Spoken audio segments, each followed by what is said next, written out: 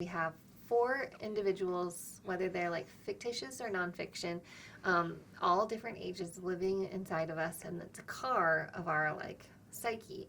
And each person has different time that they're driving. And so like when you meet that fear, a lot of times our like infantile selves are like, below 5 years old self comes out, and we like have some memory associated to that time. But then it's like really being smart about like, okay, I'm going to put the driver's seat of my like more rational higher self to know that like it's okay. I can come back to it when I need to. Like self-parenting to yourself is like really important. So I think like, yeah, that's like another thing that yoga I didn't know about before yoga, which I can see all the time.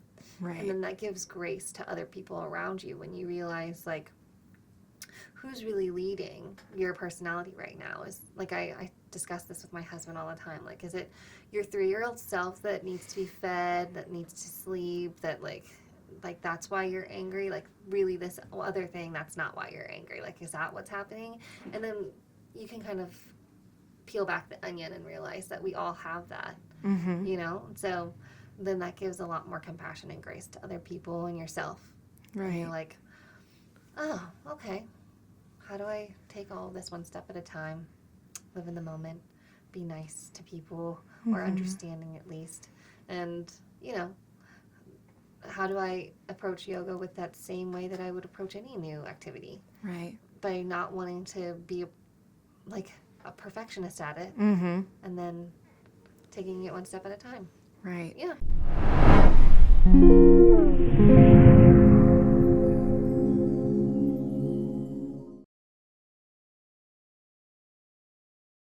Like, I don't think that there's enough exchanges like this, like in life, where people just sit down and talk about like their experiences. Because I've been told my whole life from like my family and friends that like I should just pick something and do it well. But I've been so afraid to. But then by you being like, oh, I've been afraid to like play tennis or basketball because I like to stick to guitar, and then my safety net is doing all the things. Right. Because I want to be diverse and represent diversity.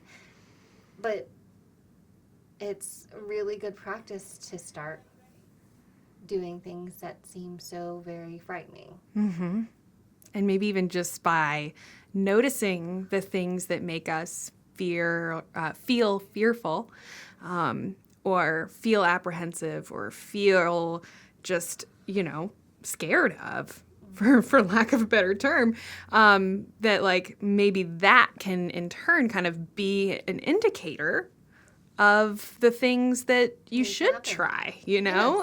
That like those very things that we feel the most apprehension about could potentially be the things that we need the most. And I think that's what you were saying initially about like yoga. Like you were like, oh man, I never want to just like go and sit and listen to a singing bowl for an hour. And now you're like, well, the restorative yin yoga is like where it's at for me the most. Yes.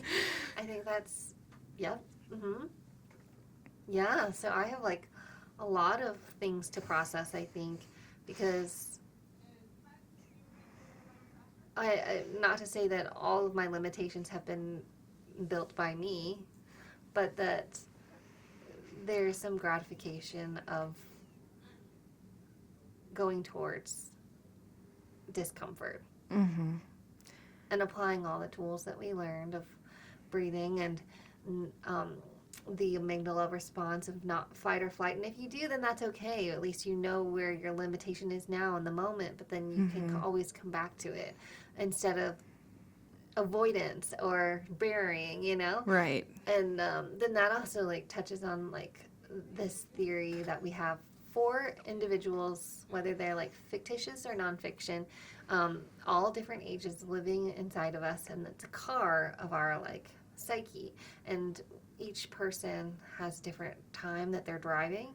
And so like when you meet that fear, a lot of times our like infantile selves are like, below 5 years old self comes out, and we like have some memory associated to that time. But then it's like really being smart about like, okay, I'm going to put the driver's seat of my like more rational higher self to know that like it's okay. I can come back to it when I need to. Like, self-parenting to yourself is, like, really important. Mm-hmm. So I think, like, yeah, that's, like, another thing that yoga I didn't know about before yoga, which I can see all the time.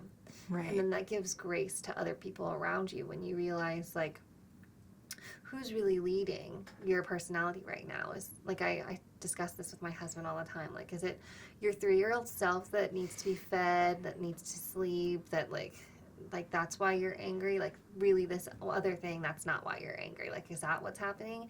And then you can kind of peel back the onion and realize that we all have that, Mm-hmm. you know? So then that gives a lot more compassion and grace to other people and yourself. Right. And you're like, oh, okay. How do I take all this one step at a time, live in the moment, be nice to people, or Mhm. understanding at least?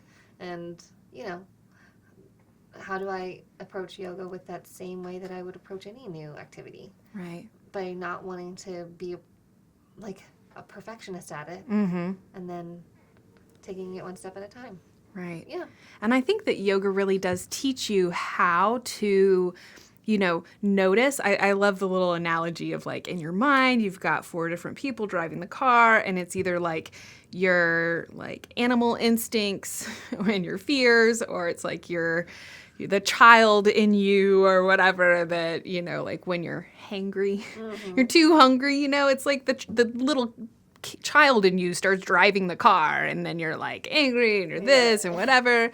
And so, like, yoga in a way, it kind of helps me, like, notice, is it that, like, fearful child that's suddenly driving? And I think a lot of times when you go into those, like, difficult poses, it's that, like, really scared little child that comes out. And then you're like, okay, so I'm going to use some deep breaths, and I'm going to try and let my rational, conscious mind come in here. Like, I know that I'm doing this pose, that, like, I don't have any, like, true physical limitation preventing me from doing this.